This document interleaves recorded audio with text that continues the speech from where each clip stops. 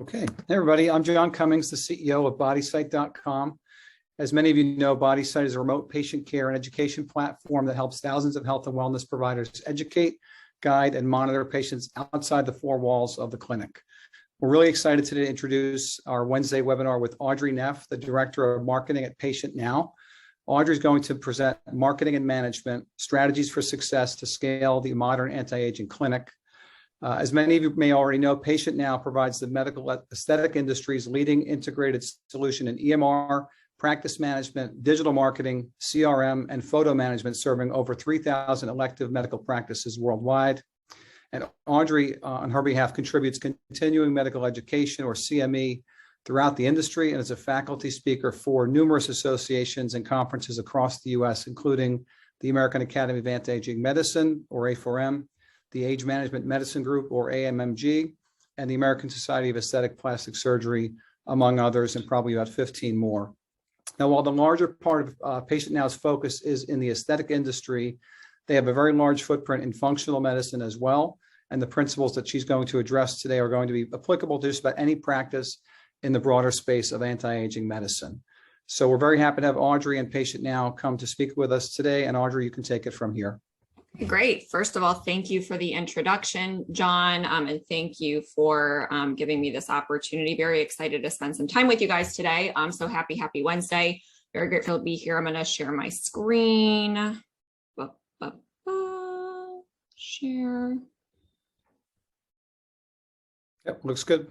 Cool. And we will take it from here. Okay, so confirming you can see the PowerPoint in full presentation mode. Yes. Perfect. All right, cool. So we will get started. So as John mentioned, I'm the Director of Marketing for PatientNow. We also have a couple other brands under the PatientNow umbrella, including RX Marketing, RX Photo, and a really cool CRM software called Aesthetic Now as well. We work with around 3,000 both medical, aesthetic, and anti-aging wellness integrative clinics, really around the world, primarily North America based, specifically in the US, but we do have some clients in Canada and Mexico and a couple other countries like that as well. So I've been in sales and marketing for a decade. I've been in this industry going on 8 years, so between the aesthetic and the anti-aging industry. So I am very passionate about this industry. Hopefully, I will provide you guys with some really great takeaways today. And a lot of these things are going to be just very simple tips and strategies that you can honestly start implementing in your clinics and in your practices tomorrow. Being in the trenches and going through, so many things like the COVID year and all of these other things.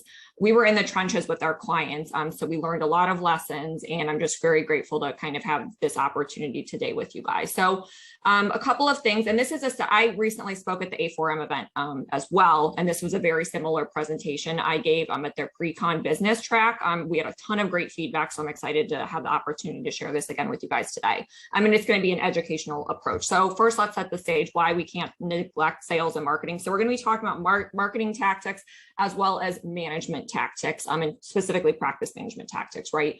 So why we can't neglect some of these things is because anti-aging medicine is elective. So while someone may think that they need something, and in many cases, they definitely do need these things, these treatment protocols, these treatment plans, medical weight loss, whatever it may be, to optimize their health and their longevity in life and all of these other things, and to just make them feel better and perform better at all of these things in life.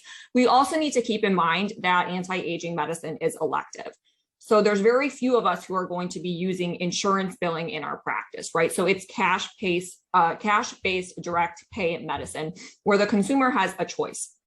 So they have the choice to go to you for their anti-aging treatments, their medical weight loss, their hormone therapy, their nutritional plans and things like that, whatever it may be, or they have the choice to go elsewhere, or they have the choice to spend their money on something else, right? Since it is cash-based treatments. It's certainly becoming a more competitive market. The anti-aging market is growing exponentially. Additionally, so is the aesthetic side, but the anti-aging side is really interesting to me because we're actually seeing a lot of aesthetic clinics, people that are on the aesthetic side of medicine, recognize the importance of the anti-aging and wellness side of medicine, when it comes to treating someone truly from the inside out. And we're seeing a lot of providers even, shift over and kind of bring those anti-aging clinic or those anti-aging treatments into their treatment protocols within their clinic. So it's a very exciting time to be a part of this industry. Of course, we're seeing increased competition, which makes it even more mission critical that we have strategies to set us apart and gain market share. So consumer awareness and demand is up. We'll go over a couple of Google search trends as well, and the industry is continuing to grow. So also another question I like to ask a lot, and this makes people very uncomfortable, I feel like a lot of the time. So typically I ask this on stage if I'm giving a live lecture, and the question is, what words come to mind when you think of the word sales? And we'll do a little round robin, have some people raise their hands, shout out their answers. Typically the words I hear are something like car salesman, aggressive, sleazy, things like that. So the word sales has a very negative perception of it. But why we can't neglect this is because we are selling in all of our practices, whether we want to call it that or not. We also need to just shift our mindsets, because what are we selling? We are selling perceived value. We are selling emotions. We are educating, we are treating, we are solving a problem. These are all things that we are doing on a day-to-day. And these are the words that we can associate with selling as well. So with sales, we can associate perceived value, which is how are you going to build value and compete, or actually I should say not have to compete on price. And we're going to talk about that. Emotions are involved. Patients are emotional. Obviously, I like the word educating better than selling, but at the end of the day, it is a sales concept that we are doing in our practices every day. Treating, solving a problem. What are you selling? You are selling yourself as the expert provider, the best provider to treat this patient in their series of issues or concerns that they're having with their body, their gut health, whatever it may be. You are selling the outcome, the result, and you are also selling the experience, because in this industry, we are not selling a treatment protocol, a treatment plan. We are selling the end result, and we are selling what that patient is going to achieve and feel like that at the completion of their treatment plan, right? And we're going to talk about that as well. So there's a lot of things that go into sales and marketing, and these are things that we really need to embrace and not disgrace.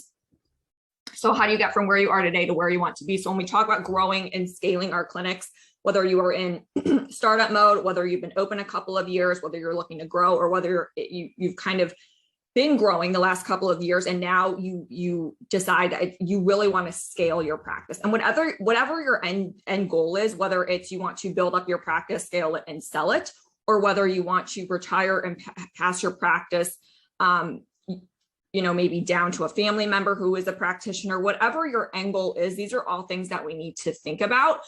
Because this is truly what's going to separate an average practice from a great practice, is ensuring that we are all very conscious about all of these things that I'm going to talk about today. So here are the top 5 things we're going to talk about in terms of growing your practice, improving staff efficiency, improving lead conversion, improving consultation conversions. So we have a couple things here. We're going to go through them. The second one will probably spend the most amount of time. The other ones we're going to kind of speed through in terms of a high level kind of approach. So determining objectives and goals. You cannot do anything with your practice without setting goals for yourself. And I think that this is a very foreign concept when it comes to this industry, because a lot of clinicians and providers and clients that I work with came from, as I'm sure a lot of you guys have, maybe the traditional medicine side of things, or primary care or urgent care or something like that. And they decide they want to either open up a private practice, move into this space, work for themselves, not work for a hospital, not be dependent on other people, and be an entrepreneur truly at the end of the day. Because everyone here, if you own a practice, you are 100% an entrepreneur. So a lot of providers do not set goals and objectives with their initiatives. And we'll talk about this, implementing a blended marketing strategy. And this is going to be a blend of both technology and marketing. So we can't rely on one avenue to attract new patients to our practice. You need to track your leads and key performance indicators. So these are going to be the business metrics that you need to be tracking on a daily, on a monthly, quarterly, annual basis. Relationships, retention, and experiences, because I think we would all agree this is truly a patient-driven, relationship-driven industry. We do not treat patients like transactions. We want to build rapport with them and relationships and deliver that world-class 5-star experience to ultimately keep them coming back for more. And then how do you set yourself apart? We're going to talk about creating a unique selling proposition as well. So really quickly, objectives. We'll kind of fly through this one. So always begin with the end in mind. So what is your revenue goal in 2022? And I remember I asked this question at the A4M Spring Congress, there were maybe like 70 people in the room in the business track that we did as a pre-con event. And I asked this question a lot. And I kid you not, 2 people will raise their hands. So 2 out of 70 people have a revenue goal in 2022. So this is something, and that is okay. This is just something that we should all maybe use as a takeaway from this web. And there's going to be a lot of different takeaways, but everyone should have gone through, your P&L last year, you go through your financials and you decide, okay, this is what I made. And this is what my goal is going to be this year in 2022, because I want to grow my practice. And then we need to base everything around how you're going to hit those goals. So, building on that, what is your marketing plan and strategy for achieving those goals? A model I like to use are SMART goals. So if those of you who don't know what SMART goals are, I'm sure there's resources online, but they really just mean they need to be specific, measurable, attainable, realistic, and time-based. And time-based is the biggest thing, because there are so many times where someone will set a goal, a practitioner will set a goal, and then they keep moving the goal back. Okay, well, we'll just push it back another 90 days, another 90 days, another 90 days. That's counterproductive to any of your initiatives for growing or scaling. So we need to make sure that they're time-based and that we hold people accountable to those goals. Who is responsible in the practice for staying accountable, and what do we need to do to get there? So that was a quick one, but long story short, we just need to have goals. We need to have revenue goals. Within those, we should have micro goals. So we need to have a goal for January, for February, for March, for quarter one. If we hit something, if we miss something, there needs to be a strategy of adjusting accordingly in our business. And everybody, all of our staff, needs to be aware of what that strategy and what that process looks like.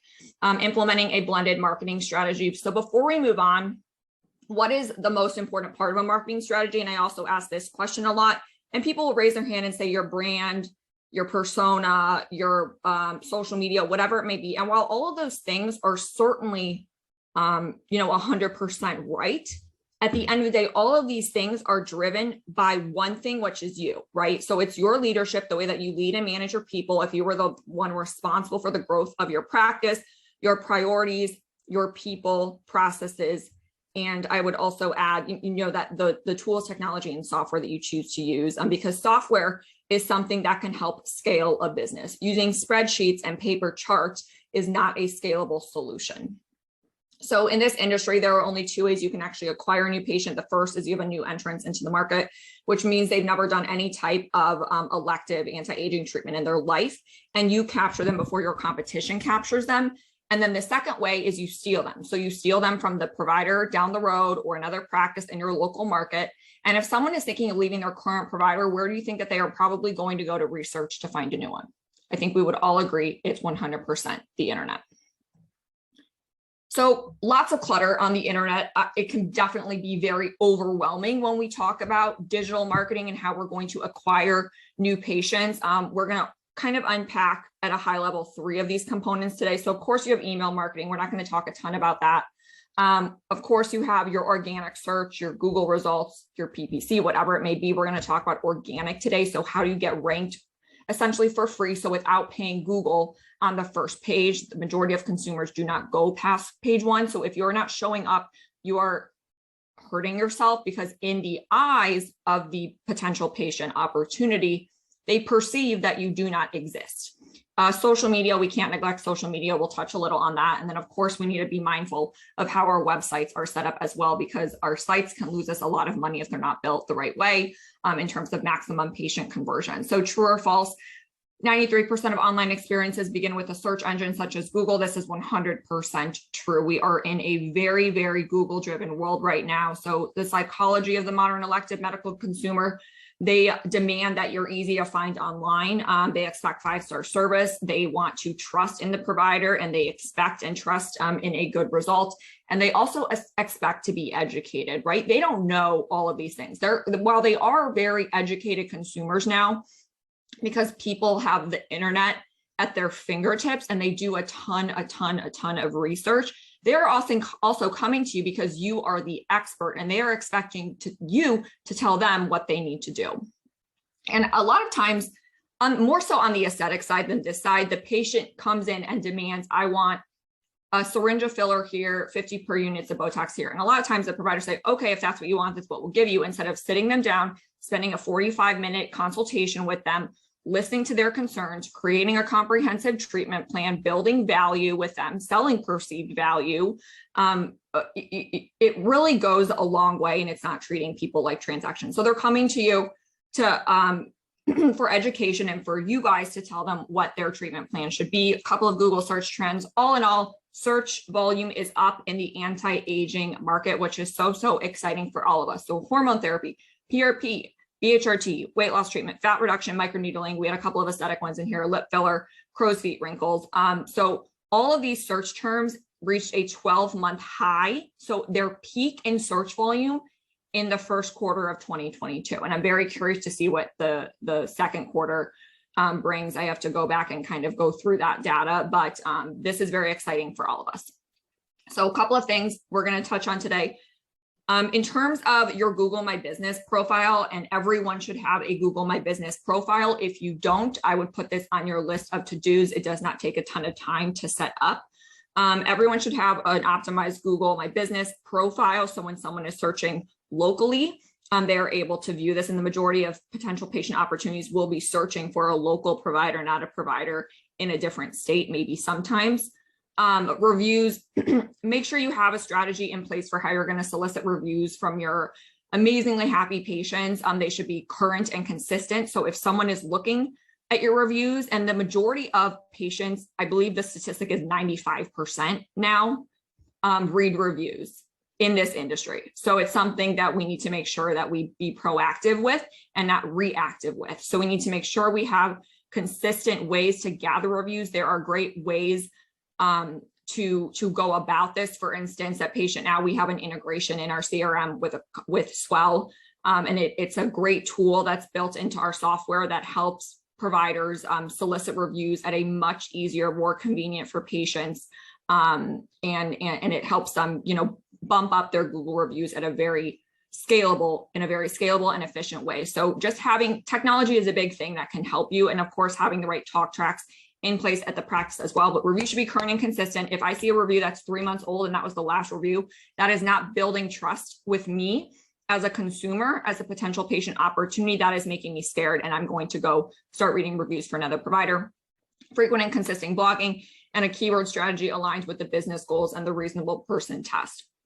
So long story short, we'll talk on blogging really quickly. In terms of a keyword strategy, long story short, just make sure that the keywords you're optimizing, or that your marketing agency is optimizing, are reasonable person keywords. So long story short, you don't want to optimize off manufacturer brand names, because most people don't search by manufacturer brand names. So if you bought, a device for women's health or whatever, instead of trying to optimize the manufacturer brand name, such as Aviv or Sciton or whatever it is, you need to be optimizing what that actually solves for. So what would that patient actually type into Google? So a couple of review stats, here we go. 95% of patients read reviews, 72% of consumers use Google reviews to find providers. Practices with a minimum of 200 reviews generate twice as much revenue. This was a study done. And 94% of consumers have avoided a practice due to one negative review. So long story short, everyone's going to get a bad review at some point. It's truly inevitable, whether it's something that fell on the responsibility of the practice or whether it was a crazy patient. And I think we can all agree that there are crazy patients in this industry, and a lot of them are very difficult to deal with, and they will eventually leave someone a bad review. I recently got back from Las Vegas a couple of days ago, and we did a panel. I was speaking at that event as well. We did a panel, and it was all about, patients, difficult patients and things like that. And I mean, there were horror stories of providers who were telling me about these bipolar patients they had who left these horrible reviews. They had to get lawyers involved in all of these things. So something that we just need to be proactive about is how we're going to respond to a bad review. We also need to make sure that we are HIPAA compliant when we are responding. So you can never, ever, ever, ever, ever acknowledge that someone is a patient on your reviews. So if someone does write a nasty review about you, you need to respond. Everyone should respond to reviews in a very vague and generic way. So if Susan leaves us a horrible review, we can't say something back that confirms that she was a patient of ours, because that violates HIPAA. So we need to respond in a very vague way. Hi, Susan, we appreciate your feedback. We strive to provide all of our patients with the best experiences possible. Feel free to reach out to our practice to discuss. So within that vernacular, no one knows she was actually a patient because you were vague, saying we strive to provide the best experiences to all of our patients. We skipped that one, or we did that one, and then consider technology to streamline the process. So as I mentioned, we have a technology at PatientNow called Aesthetic Now and Swell that helps providers push Google reviews, drive them up, ramp them up in a very efficient and kind of a set it and forget it way as well. We're going to move past this one for the sake of time. Blogging is a key driver in any successful SEO strategy. It's not an archaic thing, and I think a lot of providers still think it's a silly term. It's really just writing unique content pages on your website on a monthly basis, so on a consistent basis, about all of your top revenue driving treatments and procedures in your practice. So whatever that is, if it's hormone therapy, medical weight loss, things like that, just make sure that you're optimizing those revenue driving treatments and writing a blog about each one. And then you can repeat that exact order with unique content each time. Obviously, providers won't have time to write blogs. There are companies out there that can do it, whether you want to hire a freelance writer, which you can get those at a reasonable cost, or whether you want to hire a marketing agency. For instance, the RX marketing side of PatientNow's business, we have an agency side as well. We blog for all of our clients. So there are multiple avenues that you can do for this, or if you want to write it yourself, that's fine too. You just need to make sure that it's properly optimized for search engine optimization. So Google will actually, pull up these pages in searches. So build off your top revenue driving or maybe gateway treatment. So if it's a treatment that is not maybe your most profitable treatment, lower profit margins, but it's a great treatment that attracts first-time patients and consultations to your clinic, you could also consider adding that in. And the key is consistency and frequency. So now let's say you did everything right on the Google side of things, and we didn't go a ton into keyword optimization just because I want to be respectful of everyone's time, and it's somewhat of a complex thing to talk about. So we're gonna shoot over to your website now. So let's say you did everything right on the search engine side of things. Someone clicks on your listing, they're on your practice website. Have you made any money yet? No, you have not made any money yet, right? In some cases, if you were paying Google for PPC, you just lost money. You just paid for that click. So now that potential patient is on your site, and now the big thing is, okay, how am I going to convert them? So two things to keep in mind: always incorporate your reviews. So whether you want now, reviews should be on your site and on your Google My Business profile. If you want to showcase your Google reviews, which I think is great on your practice website, you can just use a simple Google Reviews plugin. You can reach out to your website vendor. They can put it on your site. Or if you want to replicate those Google reviews on a page on your site, either way is fine. Just make sure that the reviews are visible on your site and of course on your Google reviews. Before and after photos, this only applies if it's a physical treatment. So if it was weight loss, for instance, if you do offer some type of aesthetic treatments and things like that, if it's a physical thing, you need to make sure that you incorporate before and afters. And we actually did a study at PatientNow a couple months back, maybe it might have been a year ago. We actually did a study with Google. We paid Google a ton of money to help us conduct this survey. And the survey was done of 1,000 consumers interested in some type of elective treatment. And the end of the survey concluded that the top two factors that affect their patient conversion the most were before and afters, if it was something physical, something appearance-wise, and reviews. So things that we need to keep in mind. Website design really quickly, of course, mobile responsive experience. So if I pull up someone's website on my phone and I'm pinching and scrolling and I have to constantly reformat everything on the screen, it's not mobile responsive. So reach out to your website vendor or get a website vendor that can do it for you. The majority of consumers are also searching, I believe it's over 70% now, are searching and launching searches for treatments off of mobile devices. So we need to make sure that we're providing a world-class mobile experience. Clear calls to action, contact forms on every page. Quick example here, client of ours, Dr. Jennifer Proman. So as you can see, this is her mobile responsive website.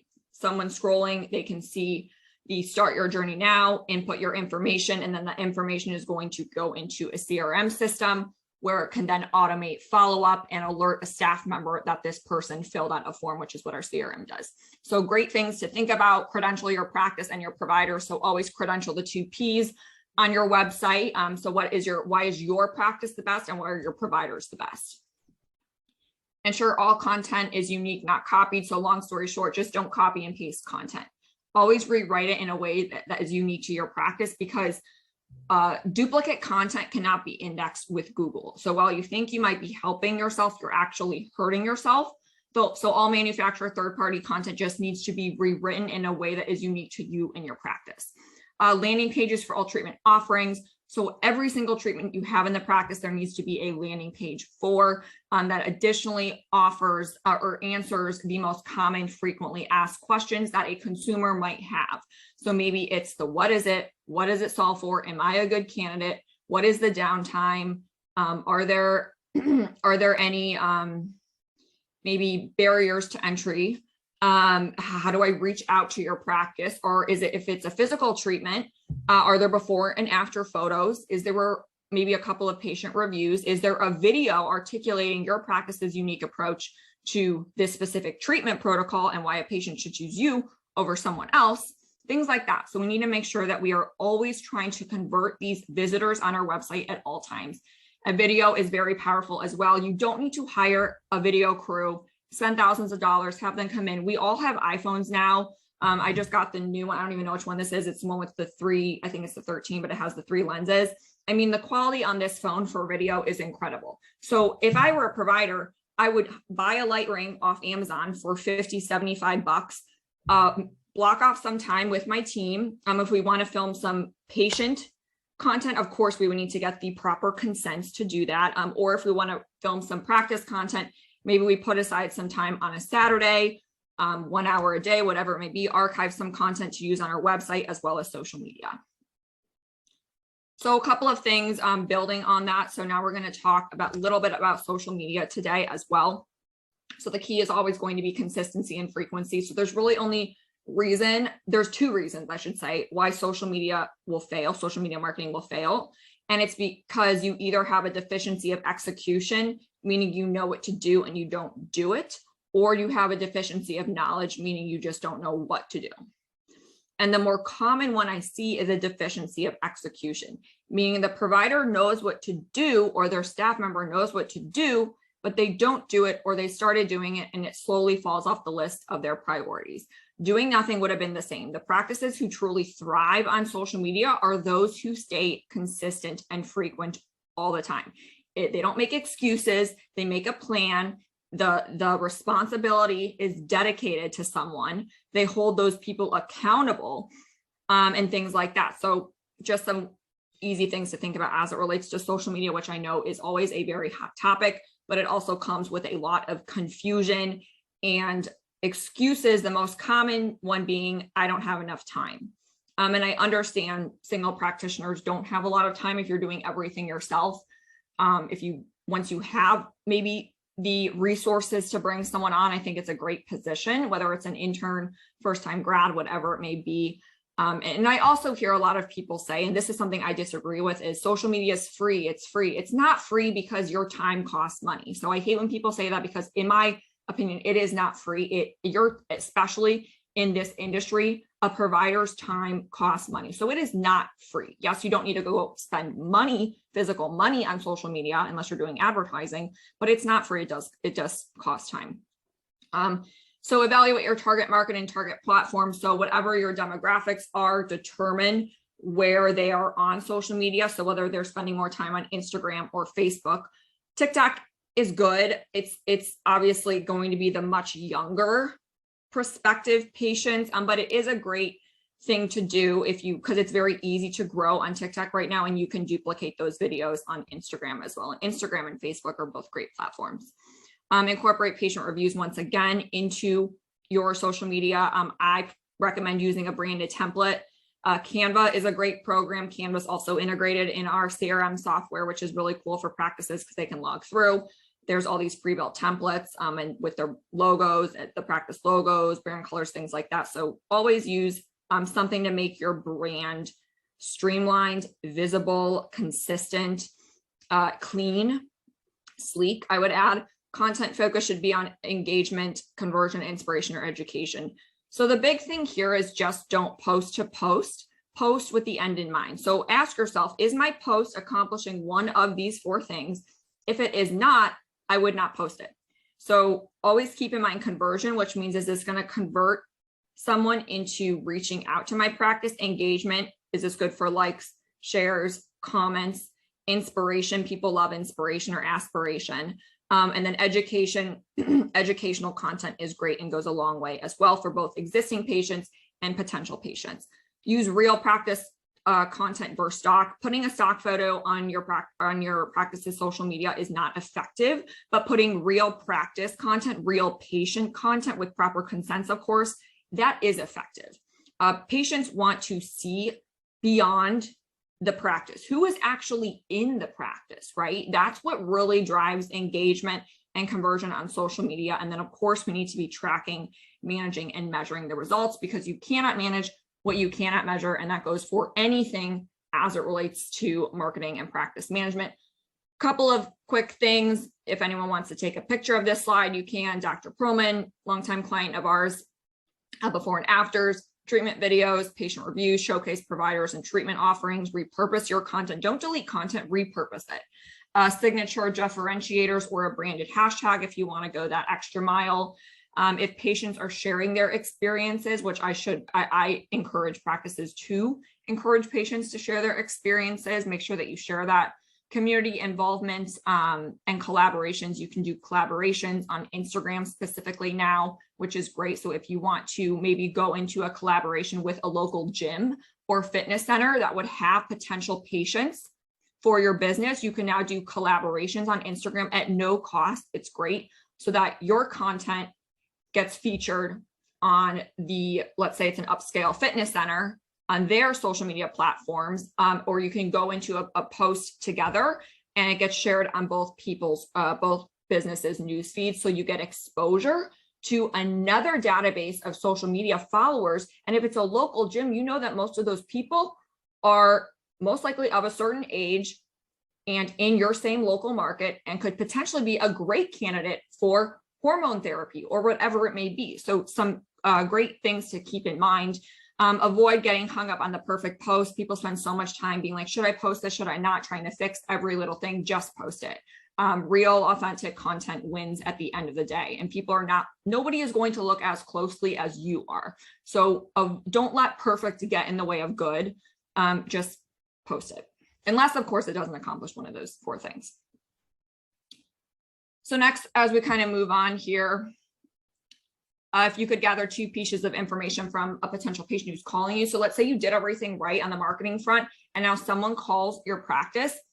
Are you gathering contact information over the phone? And I kid you not, I mystery shop practices on a regular basis. And I will say 80% of the time, whoever I am talking to, and they could be the nicest person in the world, but they are just not trained to get my contact information, which seems like a very obvious thing to do. If you don't get someone's contact information, how are you going to follow up, right? And there is so much money that is lost in the follow-up, because let's say you didn't get their contact info, that potential patient hangs up the phone, they call a second provider, that provider got the contact information to follow up with them. So when they are finally ready to come in for a consultation, they go there. And you just lost that patient opportunity, which could have been worth thousands and thousands and thousands of dollars, because we always want to keep in mind, what is the lifetime value of a patient, not what is the first time value of a patient. 2 totally different things. So in terms of following up, of course, we need to have manual follow-up processes in our practice, which means we need to have trained staff. They need to know what to do, how to do it, how to track it. So that would be brawn. So people and processes, physically reaching out.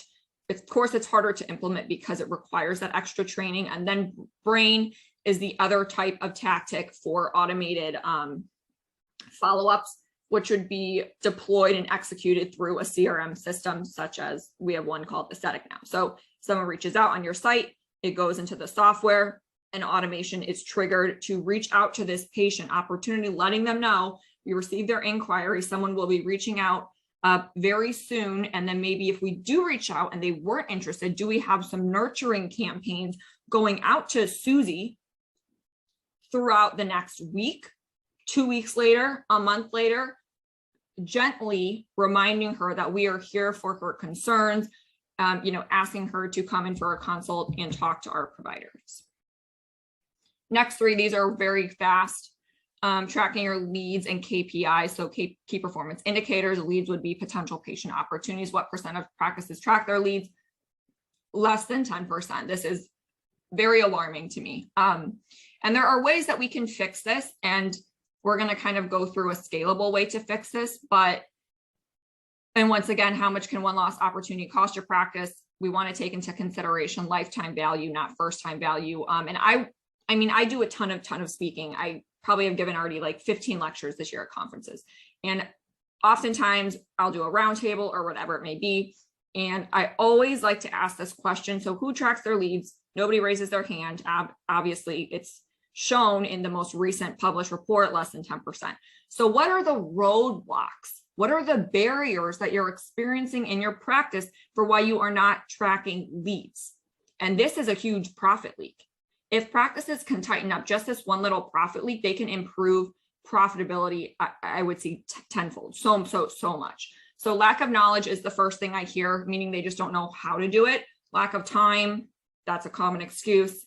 And then lack of the tools and technology to assist their staff. So CRM software, it's a no-brainer. I could not imagine running a business or a practice without using CRM software. And for some reason in this industry, it's a very foreign concept. Like people don't understand it. And it probably is because a lot of us come from that medical primary care, traditional side background. But in every other industry in the world, you will not run into any business that does not use CRM. The biggest CRM out there, I would say, is probably Salesforce. A lot of us have probably heard Salesforce. It's a very robust CRM. However, it's not meant for your mom and pop clinic, your single practitioner, really this industry at all, right? It would cost well over 6 figures to customize Salesforce for an anti-aging clinic. So we saw this gap in the industry about 7 years ago. So we actually ended up building our own industry-specific CRM, very affordable and low cost in terms of the capabilities and functionality of it for this industry, because we saw this was a huge gap, right? Practices weren't tracking leads. And it wasn't that they weren't tracking them because they didn't want to track them. They just didn't have the software to assist them, right? So CRM software, great piece of software. It will capture and record your phone calls. So it integrates into your site, tracks your marketing performance, records your phone calls. So if you're vacationing in Tahiti, it's cloud-based. You can pull up your phone and listen to what your people are saying over the phone, what your staff is saying over the phone when you're in a different country, right? So it's a very great tool for training purposes. If we want to hold trainings monthly, bi-weekly with our team on how we're answering the phones, because a lot of the times people are answering the phones in a very untrained way. And once again, going back to how I mystery shop practices, it is nauseating to hear what people say over the phone. Having a bulletproof, tightened up talk tracks on what we're going to say, making sure that your team is trained and educated on the features, the benefits, the cost, who is a good candidate on every single treatment offering you have in the practice is critical for conversion. There was so much money lost over the phone. It'll help you track your leads, KPIs. So quick screenshot here, appointments from new leads. Where did these come from? How many converted? It'll automate that remarketing. So email and text follow-ups. It'll also remarket just, communication with existing patients or potential patients if you run a promotion, if you have exciting things going on in the practice. And then it does help review solicitation management as well, because it does have that integration that we just released as of maybe a month and a half ago with Swell. So through the software, you can help generate more reviews for your practice. So long story short, it's a great scalable solution for growth. Moving on, patient retention is the biggest thing here, because what separates a good from an average practice or a great from an average practice is, do they retain their patients as well? So whether you want to do a membership program, whether it is a loyalty club, things like that, they're proven. There was a study done a couple years ago of a practice, and the patients who were in the rewards program, it was a membership model, spent 3 times the amount of money. So they are very effective.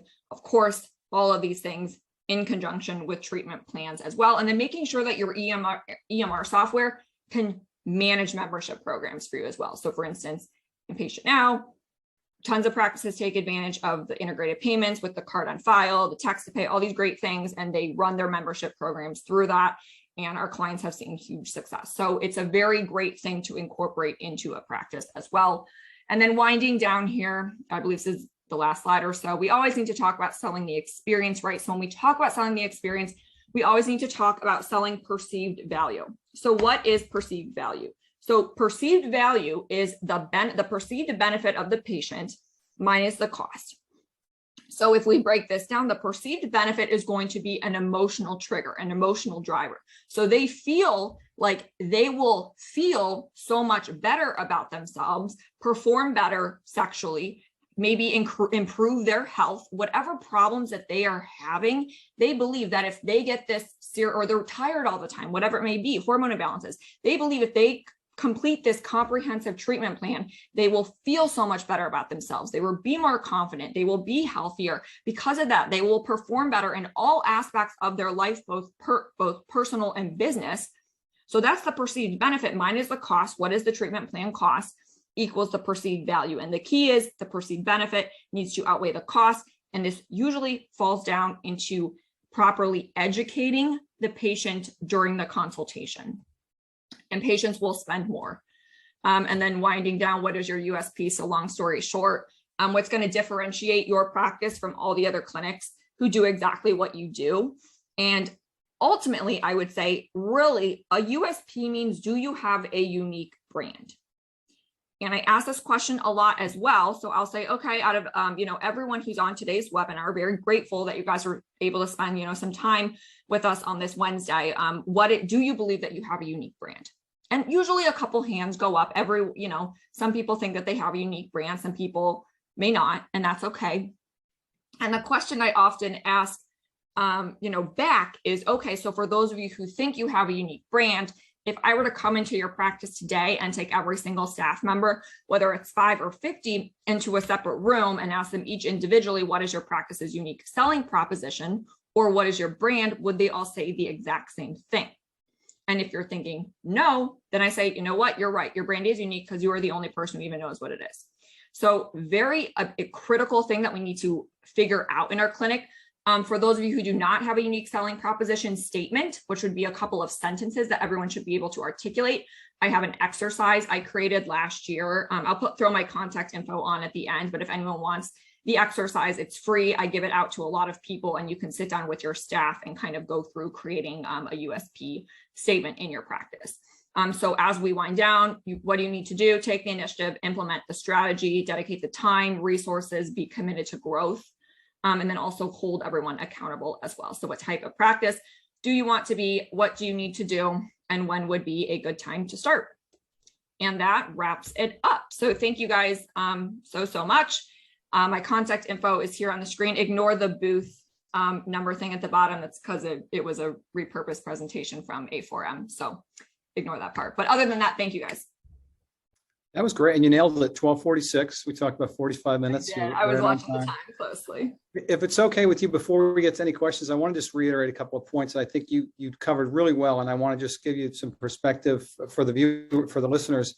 That I think that one of the challenges that I see with the couple of thousand doctors that we've worked with who use BodySite to guide their patients, post-conversion, is getting the patients in the door in the first place. And I think you and I talked about this in a recent conversation. A lot of the points I'm about to make have to do with the fact that sort of traditional and primary medicine, I think, sort of ruined the mindset of the practitioner for the modern world, right? Because in the old days, patients are just in your town. They come to you because they just broke their leg, and you just get business constantly. And you don't see the patient as a customer, you see them as a patient. And in the old world, that's how you should have. That's a compassionate thing. You go to their home, you get your little bag, you fix them. But in the new world, with all this competition, the patient actually wants to be seen as a customer. And if you don't see them as a customer, you're probably not talking to them in the way that they want to be talked to. And as a result, you're not getting the business that you want, right? So you'll probably seen this a million times. People are advertising that they are a functional medicine doctor. And people are just driving by that billboard all day long because patients have no idea what functional medicine means, right? And you can go ad nauseum on your website explaining functional medicine and root cause and all that. And you probably should outline that to differentiate yourself. But what patients really want to know is, what are you going to do for me? You know what I mean? Then you mentioned pictures and videos, and what's the outcome that you're going to promise me if I give you $5,000 or $10,000? So I want to encourage all the providers listening, if you're going to work with Audrey or another company that helps with marketing, think about what the patient wants and not talking about yourself, because they want to know what you're going to do for them, and that's how the world works. And in that same vein of treating patients as customers, I think, to underscore what Audrey said about video, we've always encouraged doctors who have a problem with, like, well, how do I get camera equipment, and what about lighting and all these other things? Stop. iPhone 13, every Samsung these days is going to take beautiful video, as long as you're not standing up against a wall. Make sure you're like well lit in front of a window. But patients actually will respond more to naturally shot videos, because that's how we're doing this. Look at us right now. Audrey's got a couple of pictures behind her. I'm in an empty room. Some people are in like a corner in some awkward, den in their house. We're used to that now, and COVID made that more and more approachable. So be approachable. Let your patients see you as a person, and to treat them as a customer, and they're going to come and see you because of that. So 2 questions, Audrey. What are some great gateway procedures that would be a good thing to advertise? And for all the doctors listening now who are completely overwhelmed at lunchtime about all the great information you just gave us, where do they start this marketing journey? Because a lot of them don't have any of these pieces in place. Yeah, so I would say, in terms of I think you said gateway treatments, right? So gateway treatments are going to be usually different, in some cases the same, but you need to think about what your suite of services are that you're offering. So gateway treatments would be the most common first-time treatment inquiry that a initial first-time patient would have. So whether it is something, and in this space, of course, hormones are a huge thing, and hormones are gaining a lot of more traction now. I think it's becoming a little bit more mainstream. People are aware of this. So in a lot of cases, it could be hormone therapy, whether it's HRT or BHRT. It could be something that is nutrition related, or maybe it's gut health related, such as, if they're having some type of symptoms or concerns with their body. Building on that, this in terms of when we're talking about what people are solving for. So what are the conditions that a lot of people are coming to you for? Whatever those conditions are, make sure that your SEO or marketing agency is optimizing those keywords in your SEO strategy as well, because those are the keywords that the majority of consumers are going to search by, and a lot of the times they will have a lot of less search competition on Google, especially in your local market. So instead of trying to optimize on, let's just use HRT because it's an easy example. Instead of trying to optimize HRT Miami, Florida, that's obviously going to be a highly competitive keyword in a highly competitive market. Instead, maybe you try to optimize on, why am I tired all the time, or something like that. So keywords that someone reasonably would search for, that in turn, Google can surf up whatever pages on your site that are talking about that as a symptom. So just some easy things to keep in mind as it relates to that. So everyone's gateway treatments may be different. You just need to think about what initially is bringing most patient leads into my practice. And then in terms of how do you get started? Obviously, a lot of us don't want to do marketing ourselves. So I would encourage, finding a partner to come alongside of your practice and help you with that. So there's tons of great companies out there. Obviously, we do it here at PatientNow. We're specific to this space. So you can either, schedule a meeting with us, and it's free, or, if you want to look locally in your area as well, I'm sure there's lots of local companies. The only advice I give to providers are, finding a company that is not industry specific gets very difficult because there are a lot of regulations in our industry, primarily on the regenerative side of medicine as well, that a traditional marketing agency is not aware of. So I advise going an industry specific route just because they're specific to industries like this. So elective medicine, or if you are comfortable throwing that responsibility to someone locally, that's fine. I just always advise people to be fully aware of what they're writing and if it is actually allowed to be written, because we have run into a lot of practices who have gotten in deep trouble with Google because of certain things they were advertising. Also, you cannot advertise anything that is regenerative in nature as well, in terms of pay-per-click and retargeting and paid ads on Google. And there's a proprietary workaround we have to it, but it does get very, very complex, and a lot of practices can actually hurt their marketing rankings instead of improving them. So just making sure that you have a trusted partner to come alongside of you, or if you want to bring your marketing in-house. I have lots of clients who have their own marketing director as well. Obviously, they're at a larger phase in their growth journey of their practice if they're able to have their own marketing team. But there's a lot of ways that you can go about it, of course. Well, that's great. And, I want to just let everybody know we're working in a very complementary way with PatientNow. PatientNow has a great EMR product as well as a CRM. So they're, helping you get patients in the door. And then also a really good, you all know what an EMR is, but a really good solution for that. And as Audrey knows, we're working together to figure out ways that we can have our softwares complement each other. That's why we're doing this webinar jointly today. So if you have any questions about how we might work together in that space, let us know. BodySite is a great solution for post-conversion, for managing the educational part of the patient experience. And Audrey and I will be working together on these. So I'll let Katrina manage any questions we have, and let Audrey take any of those questions as they come up. It looks like there's a bunch in chat right now. Yep. So we have 2 questions right now. Audrey, someone asked if they are able to get a copy of your slide deck. We will be providing a recording after the webinar today, but is that something that you provide? I do not give out my PowerPoint for a couple of different reasons. But I mean, obviously, if you send out the recording, the whole PowerPoint is in there. So I would go that as the best route. Okay, awesome, great. And then a question which is more for the BodySite team, and John, I'll answer this and then you can add to it as well, is what's the easiest way, or how should someone market BodySite? And our encouragement to you, like Audrey mentioned today, is selling the end result, and BodySite is a part of that. Like John mentioned, we're post-conversion patient education and care. So our most successful clients are packaging BodySite with the comprehensive care plan. So if they buy a weight loss service, package BodySite with that. That's the best way. And if you have any further questions about that, you can definitely set up a meeting with us. But John, I don't know if you wanted to add anything else. Yeah, actually, it's a very appropriate question for the fact that we're on this together with Audrey's company.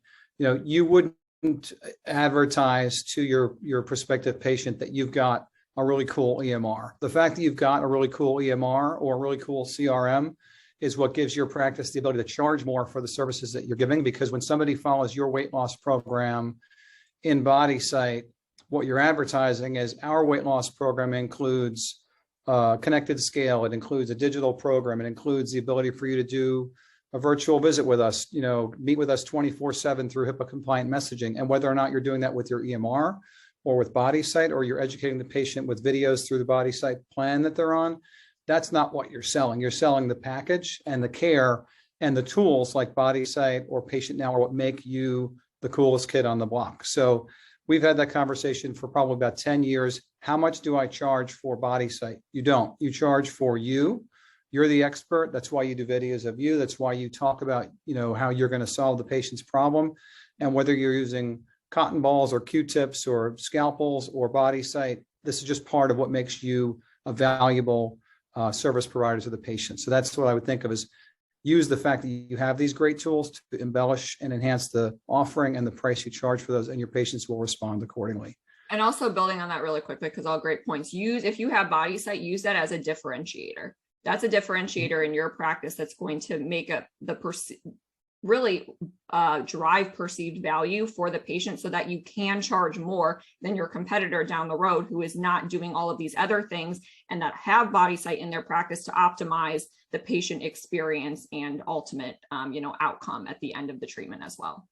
Yeah, and just to put a dot on that I, Randy, your question is still a good one. We do have built into a lot of our programs pre-built or canned brochures, videos, and even web marketing pieces that you can use on your website, in your social media, that advertise your leaky gut program or your paleo diet. So if you haven't found those in your implementation toolkit inside of the plans in BodySite, just reach out to us offline and we'll show you where to find those. But there are some marketing tools that you can use to, integrate with your website and your social media campaigns.